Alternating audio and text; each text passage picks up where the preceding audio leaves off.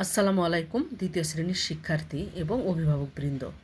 রওশন চেটিগুয়ার থেকে সবাইকে জানাই শুভেচ্ছা এবং স্বাগতম। আমি আবারও হাজির হয়েছি পাঠ ২৭ নিয়ে। আজকে আমাদের আলোচনার বিষয় দুখু মিয়ার জীবন। এখানে যার ছবি তোমরা দেখছো ওনার নামে দুখু মিয়া। তো আমরা জানবো এই দুখু মিয়া কী। আমরা এখন মূল পড়াতে চলে যাই।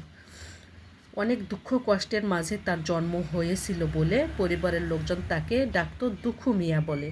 দুখু মিয়া কী জন্য ডাকতো? যে দুঃখ কষ্টের মাঝে তার জন্ম হয়েছিল।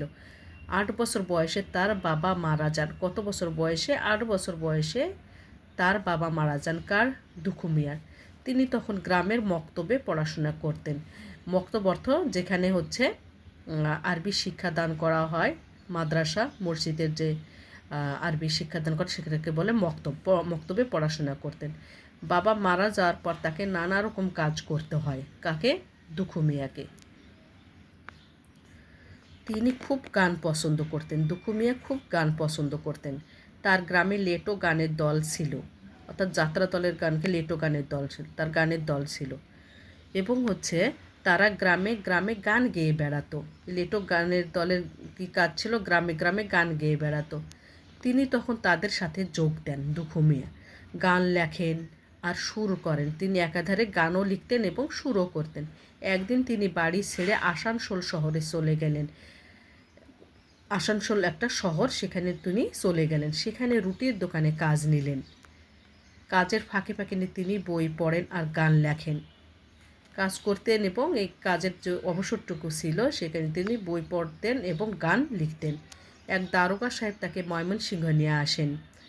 দারোগা সাহেব, পুলিশের দারোগা সাহেব দেখতে পেয়ে একদিন দুখু মিয়াকে বাংলাদেশের ময়মনসিংহ নিয়ে আসেন, আবার স্কুলে ভর্তি করে দেন। যখন স্কুল ভর্তি করে তখন প্রথম বিশ্বযুদ্ধ শুরু হয়। তিনি সেনাবাহিনীতে যোগ দেন। দুখু মিয়া সেনাবাহিনীতে যোগ দেন। তাকে করাচি শহরে পাঠানো হয়। করাচি অর্থাৎ হচ্ছে পাকিস্তানের করাচি শহরে পাঠানো হয়। যুদ্ধ শেষ হলে তিনি কলকাতায় চলে আসেন। আবার কলকাতায় চলে আসেন। পত্রিকায় তার লেখা ছাপা হতে থাকে। তখন আমাদের দেশ ইংরেজরা শাসন করত। ইংরেজদের শাসন ছিল, ব্রিটিশ শাসন ছিল আমাদের এই পূর্ব পাকিস্তান অর্থাৎ বাংলাদেশ। তারা এদেশের মানুষের উপর অনেক অত্যাচার করত। তিনি ইংরেজদের অন্যায়ের বিরুদ্ধে কবিতা লেখেন। যেহেতু ইংরেজরা এ দেশকে শোষণ শাসন করছে, অতএব দুখু মিয়া প্রতিবাদী হয়ে অন্যায়ের বিরুদ্ধে কবিতা লেখেন। তাই তাকে জেলখানায় বন্দি করে রাখা হয়। জেলখানায় বসেও তিনি অনেক কবিতা লেখেন, গান লেখেন। প্রতিবাদীর কারণে, অন্যায়ের বিরুদ্ধে প্রতিবাদ করার কারণে দুখু মিয়াকে জেলখানায় বন্দি করে রাখে ইংরেজরা। জেলখানায় বসেও দুখু মিয়া কবিতা লেখেন, গান লেখেন। তিনি গরিব দুঃখী মানুষের কথা লেখেন। কার কথা লেখেন? গরিব দুঃখী মানুষের কথা। তিনি মুসলিমের কথা লেখেন, হিন্দুদের কথা লেখেন, তিনি সবার কথা লেখেন। অর্থাৎ নির্বিশেষে তিনি হিন্দু, মুসলিম, গরিব দুঃখী সবার কথা লেখেন। এই দুখু মিয়া তিনি আমাদের জাতীয় কবি কাজী নজরুল ইসলাম। তাহলে কি এই দুখু মিয়াই আমাদের জাতীয় কবি কাজী নজরুল ইসলাম? এই কাজী নজরুল ইসলাম 1899 সালে 25শে মে পশ্চিম বাংলার বর্ধমান জেলার চুরুলিয়া গ্রামে জন্মগ্রহণ করেন। 1899 সালের 25শে মে কাজী নজরুল ইসলামের জন্ম দিবস। বাংলাদেশ স্বাধীন হলে তাকে এদেশে আনা হয়। 1976 সালে 29শে আগস্ট তিনি মৃত্যুবরণ করেন। তিনি একটা গান লিখেছিলেন যে মসজিদের এই পাশে আমার কবর দিও ভাই। বিখ্যাত একটা গান ছিল কাজী নজরুল ইসলামের, মসজিদের পাশে আমার কবর দিও ভাই। তাই ঢাকা বিশ্ববিদ্যালয়ের মসজিদের পাশে তাকে কবর দেওয়া হয়। কাজী নজরুল ইসলামের, বিদ্রোহী কবি কাজী নজরুল ইসলামের সমাধিস্থল হচ্ছে ঢাকা বিশ্ববিদ্যালয়ের মসজিদের পাশে। প্রতিদিন অনেক মানুষ তার কবর দেখতে আসেন। তাহলে কাজী নজরুল ইসলাম আমাদের জাতীয় কবি এবং বিদ্রোহী কবি। এখানে কিছু প্রশ্ন আছে, আমরা এই প্রশ্নগুলো দেখব এবং উত্তর জানার চেষ্টা করব।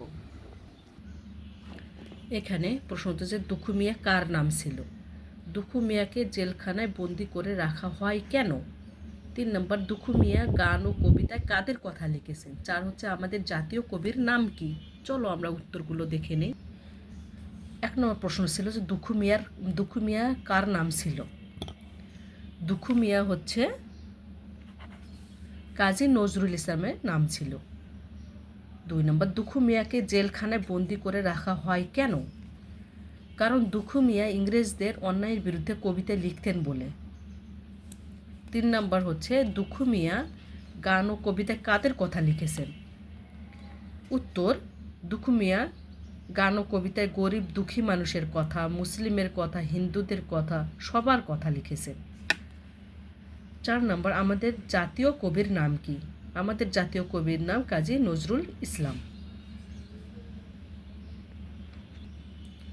তো আজকে এই পর্যন্তই।